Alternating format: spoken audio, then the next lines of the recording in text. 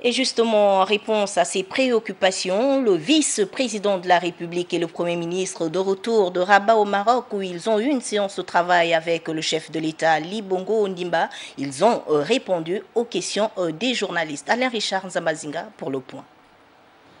Il est plus de 22 heures quand l'avion qui ramène le vice-président de la République, le président de la Cour constitutionnelle et le Premier ministre de Rabat atterrit à l'aéroport de Libreville. Au bas de la passerelle, le ministre d'État à la communication pour les accueillir.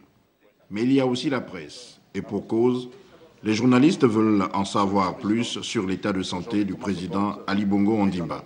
Le chef de l'État est conscient. Il reconnaît ses interlocuteurs. Il voit bien. Il parle bien. Sa modulation de ton est bonne. Nous avons été rassurés et apaisés en sortant de cette audience. Et pour parler des sujets que nous avons pu évoquer à cette occasion, le chef de l'État n'a eu qu'un mot, c'est la paix et la stabilité du Gabon.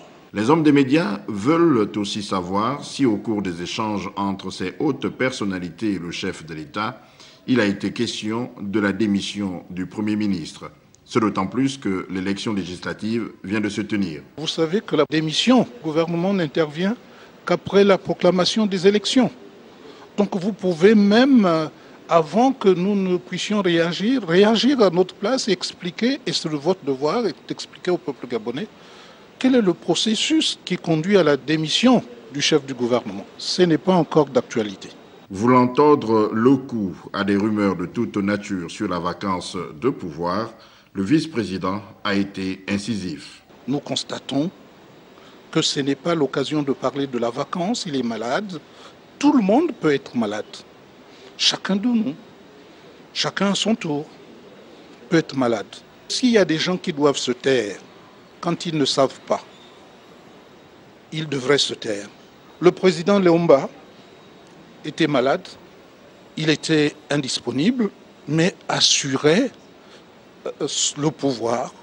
Et le vice-président de l'époque allait à Paris recueillir des instructions. Ça, nous le savons. C'est l'histoire qui nous l'enseigne. Ali Bongo Ondimba poursuit sa convalescence et sa rééducation à Rabat, le vice-président de la République et le Premier ministre ayant été instruits de s'assurer du bon fonctionnement des institutions de la République.